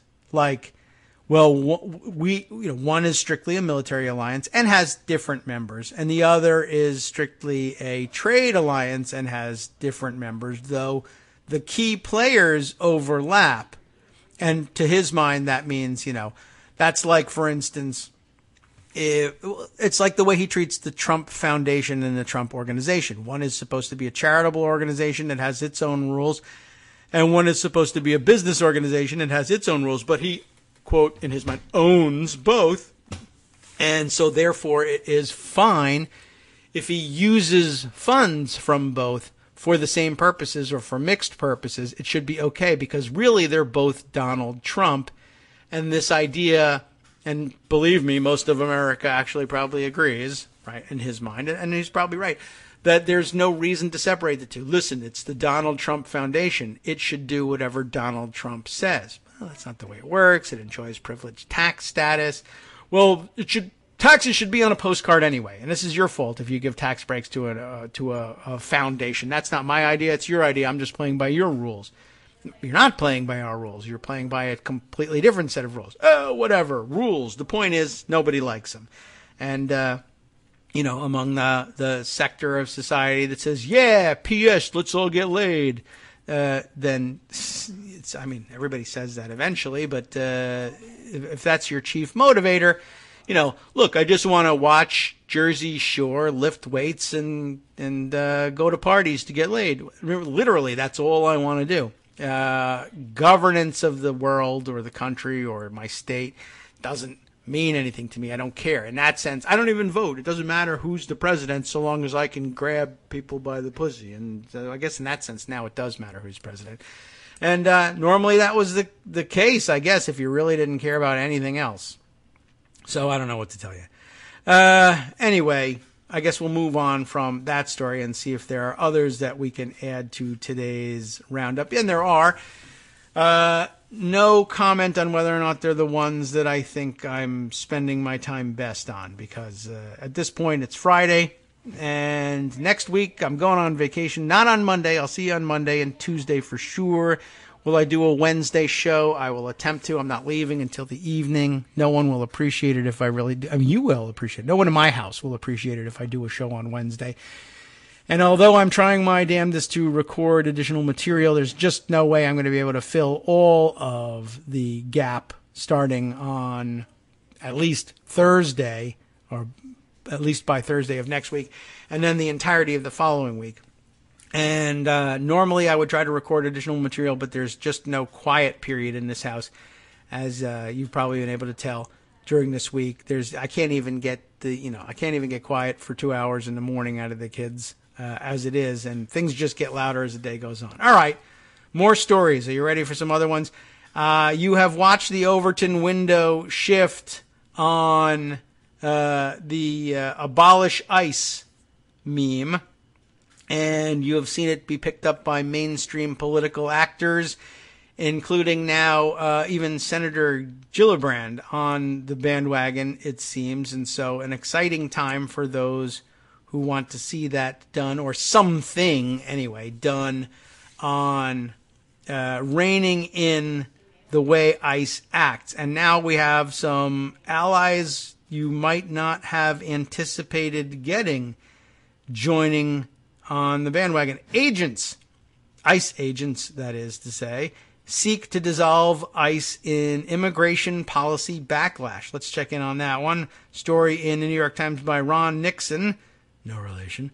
at least 19 immigration and customs enforcement investigators. And there are more of them than just 19 out there. And so, yeah, that's a small number. But it's a good number to start with when it comes to what they're doing in this story. They're seeking to dissolve the agency. That has to be given some consideration. Concerned that the Trump administration's crackdown on illegal migrants has limited their ability to pursue national security threats, child pornography, and transnational crime. Just to clarify, because we still do need to clarify on issues like this in this country, and in particular, perhaps with ICE, their interest in pursuing child pornography is pursuing the prosecution of and prevention of child pornography, not pursuing their interests in it. We do have to make that distinction. Sad state of affairs. In a letter sent last week to Kirstjen Nielsen, the Homeland Security Secretary, the special agents proposed creating a standalone investigations unit and another agency to handle immigration, detention, and deportation. It's not abolishing ICE, but it's a useful stepping stone, perhaps. And so, in that sense, very interesting. Using another agency to conduct investigations, another one to handle immigration, detention, and deportation. The request was sent as a growing number of Democrats and immigration rights advocates have called for eliminating ICE. Investigations have been perceived as targeting undocumented aliens, yes, instead of the transnational criminal organizations that facilitate cross-border crimes impacting our communities and national security, wrote the agents from Homeland Security Investigations, which is a branch of ICE. The Texas Observer first reported the letter. The investigators said local law enforcement officials have questioned the independence of their agency. Given the Trump administration's aggressive policies against illegal immigration, including arresting undocumented workers for minor offenses such as driving without a license. At least two House Democrats, Representatives Mark Pocan of Wisconsin and Pramila Jayapal from Washington, whose name we heard mentioned by Joan on Wednesday, and I messed it up just as badly, I think, are pushing to eliminate ICE. And Alexandria Ocasio-Cortez, who stunned the Democratic establishment this week with her upstart primary victory against Joe Crowley, made abolishing ICE one of the key planks of her campaign. An agency spokesperson did not respond to a request for comment on Thursday, but a senior ICE official said there were operational challenges raised in that letter that merit some discussion. That's gentle. Homeland Security Investigations is one of several ICE divisions, the best known of which is Enforcement and Removal Operations, which arrests, detains, and deports undocumented immigrants. The agent's letter is rooted in long-standing tensions between the investigative and deportation divisions within ICE. The child of a forced marriage between two defunct federal agencies, the United States Customs Service and the Immigration and Naturalization Service, ICE has long struggled to balance its dual roles of transnational criminal investigations and deportations. Some agents in the investigations unit have said the Trump administration has prioritized ICE's deportations mission. They're right. Thomas Homan, the acting director of ICE and former leader of its deportation unit, has been a vocal proponent of the administration's immigration policies. You should shame him. The more than 6,000 special agents assigned to Homeland Security investigations focus on money laundering, what do you know, drug trafficking, human smuggling, child exploitation, and cyber crimes. All things, of course, for which the Trump administration and Trump organization and Trump campaign are on the hook. I mean, minus obvious implications under drug trafficking, I suppose. Maybe.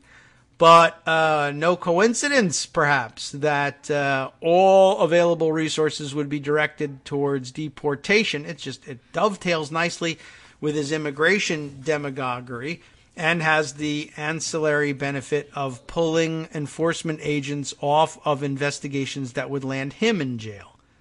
To continue with the article, then, the agents have been involved in some of the highest profile criminal investigations in recent years, including the takedown of the Silk Road website, an online market where illegal drugs and fake identifications were sold. I'm glad to see they've been reduced to that. The agency was also involved in the arrest and capture of drug lord Joaquim Guzman Loera, better known as El Chapo, by far better known as El Chapo, who led the Sinaloa cartel before he was extradited to the United States last year. HSI is also the lead government agency for counterproliferation investigations, also something that Trump hates, targeting individuals who illegally try to smuggle military and other high-tech equipment out of the country. The division has about 50 offices around the world, and probably a big pain in the ass for spy Mike Flynn's big plans to sell nuclear technology throughout the Middle East. So, problematic. It's interesting. It's probably beyond Trump's comprehension that is even going on there, but it's a good ancillary benefit, and there would be no reason to back off of policies that weaken the ability of that division to crack down on his illegal activities. So there we have it. By the way, also, since we have mentioned the upcoming Trump-Putin summit, interesting tweet I grabbed here from Taylor Griffin, a Bush White House and Treasury spokesman, who has this very interesting thing to say. Yesterday, Secretary Pompeo said that he was certain that Trump would confront Putin about election meddling. That's in order to escape questioning for 10 minutes, right? Today, Trump set him straight. Yes, 2 side-by-side screenshots of tweets grabbed here, one from Connor Finnegan, saying Pompeo says he's confident that when Trump meets Putin at the summit next month, quote, he will make clear that meddling in our elections is completely unacceptable. Trump answers, though, not directly, but just babbling on his own. Russia continues to say they had nothing to do with capital M meddling in our capital E election. Where is the DNC server? Why didn't Shady James Comey? And now blah, blah, blah, blah. It's all usual spiel. But, yeah, Mike Pompeo feels certain he'll confront him, but I guess he won't because he just said there's nothing. Look, he told me that they had nothing to do with it. End of story. We're going to have a love fest. We're going to, maybe we might even have military parades together. I don't know if they can pull it off in Helsinki, but they'll give it their best shot. Anyway, let's see. Another interesting observation, I guess, on the courts front, picked up on by Josh Marshall and others later on, and quite correct here. The Supreme Court, he grabs a CNN report here entitled, Supreme Court agrees to hear double jeopardy case in the fall. Now, the double jeopardy question has come up in the past on the show. One of, I think, listener comments that we grabbed out of the KITM hashtag column on Twitter, and we answered the question as best we could on whether or not, for instance, double jeopardy, the prohibition against it, being tried for the same crime twice, stood in the way of Trump being tried by states, and under state law, should he pardon himself or any accomplices under federal law. Would double jeopardy stand in the way? And one of the things that we didn't discuss, and one of the very important considerations in a thorough discussion about it, but which we sort of assumed was part of the discussion without saying it, is jeopardy has to attach a first time in order for double jeopardy to become an issue. And what does that mean? That means that you have to have been charged and proceedings against you have to be underway. Either the trial begins, or I guess there are probably some other situations in which you could deem jeopardy to have attached. But the fact that charges were looming out there, or in some cases the fact that charges were levied, if they weren't prosecuted, it's hard to say the jeopardy attached, that's the term of art, at all. I mean, even the filing of charges isn't necessarily really enough to have jeopardy attached. And so if, for instance, Trump were to do this without any advisors or legal advice of any kind, which he's likely to do, if he were to pardon himself before jeopardy attached at the federal level, then charging him with a state crime wouldn't constitute double jeopardy. However, you never know what 5 justices are going to say, and Josh Marshall notes that here's something. This case that they're picking up seems tailor-made for a court, Supreme Court, he means by capitalizing the C, for a court looking for every possible way to defend Donald Trump. What's the story? Very quickly, CNN's Megan Vasquez reports Supreme Court agrees to hear double jeopardy case in the fall. That may or may not include Kennedy's replacement, depending on how things go over in the Senate. The Supreme Court on Thursday agreed to hear a case in the fall to consider whether double jeopardy, the double jeopardy clause of the Fifth Amendment, bars states and the federal government from separately trying the same person for the same criminal offense. In other words, there's been pretty established double jeopardy doctrine, and the court has dug out a case and agreed to take it that gives 5 justices the opportunity to stand all that on its head if necessary. The double jeopardy case stems from the prosecution of Terrence Martez Gamble, who was pulled over by police in 2015 for a broken taillight. Marijuana paraphernalia and a firearm were found in a car during the stop. Current precedent allows such prosecutions by separate sovereigns. That's the part I explained to you when we discussed this. If the court overrules its prior precedent, it could make it more difficult for a state to try someone who has been pardoned by the federal government if trial proceedings had already begun for the federal offense, said Stephen Vladeck, CNN Supreme Court analyst and a law professor at the University of Texas. Gamble was previously barred from owning a firearm in relation to a robbery, and he served a year in prison after the state of Alabama convicted for illegal possession after he was pulled over in 2015. The federal government also charged Gamble for the same crime, and he's currently serving time in a federal facility. The court's decision to consider the case comes a day after the end of the court's summer session, which was capped by the retirement of Justice Anthony Kennedy.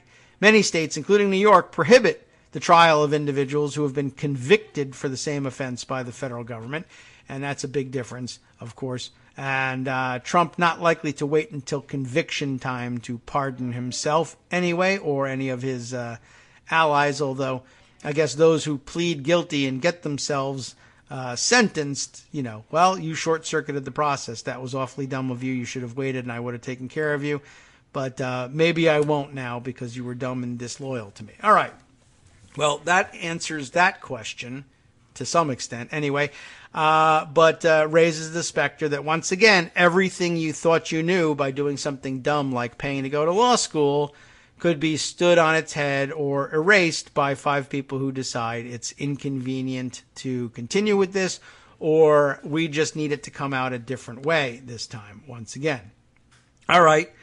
Well, one other thing I guess I should alert you to before launching into what's coming next on the show. Stephen Wolf at it again, tweeting that yet another attack on the political system underway thanks to the Republican Party. North Carolina's Republican Party just put a constitutional amendment on the fall ballot that would gerrymander the judicial branch in that state by having their gerrymandered legislative majorities appoint judges when vacancies arise. It's an all-out assault on the rule of law, to which he links, after which he links to another of his terrific roundups for the DK elections gang over there. Voting Rights Roundup, North Carolina gerrymanders judicial branch in latest attack on democracy. I recommend it to you. I'll put it in the roundup, and you can read it yourself today or over the weekend. We will be back on Monday. I will be making an effort to record or otherwise assemble material. It might be a fun time,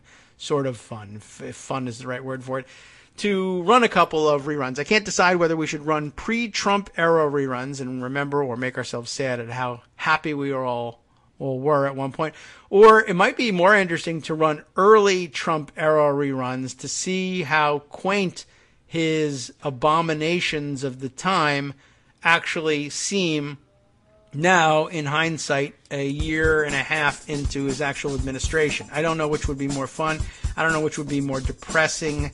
And you're going to get what you're going to get. But you don't have to wait to find out what you're going to get until next week. And we'll see what we can do for you in the meantime. I can tell you now, though, what you're going to hear in the meantime today here on Netroots Radio, to which I know you will be staying tuned all day long. The West Coast Cookbook and Speakeasy is up next. Here's what we got. Adam Schiff calls out The 4 Republican horsemen of the congressional apocalypse, probably those 4 dummies we heard yesterday, only 2 of which we heard about this morning, and so thanks for filling in the blanks for us there, Justice. And then, on the rest of the venue, Russian oligarchs were invited to Trump inaugural events. Didn't get to that one, thank you very much. Meant for big money donors, and guess what? They were big money donors, so naturally they were there. But it's weird because they're Russian. It's a new thing. And Mueller wants to know why they were there. And we want to know why he wants to know. 133 politicians have been murdered in the last 9 months leading up to Mexico's election. Keep an eye on them, they're neighbors. And Putin knows exactly how to play Trump at their upcoming meeting. We all know that. And then, after their break, how about this one? Trump inspires Canadians to boycott American products and buy Canadian. They were always into that, but okay. Not boycotting, but buying Canadian. And there's more I'll tell you about after this convenient voiceover. From Daily Kos Radio on networksradio.com. You have been listening to the Kagro in the Morning Show. With David Waldman. All right, there's more to come here. What about this one? French Holocaust survivor and women's rights archon Simone Veil, am I pronouncing that correctly? She is French. Will be given the rare honor of a burial at the Pantheon in Paris on Sunday. All of that and much more, I am sure, on the West Coast Cookbook and Speakeasy with Justice Putnam next.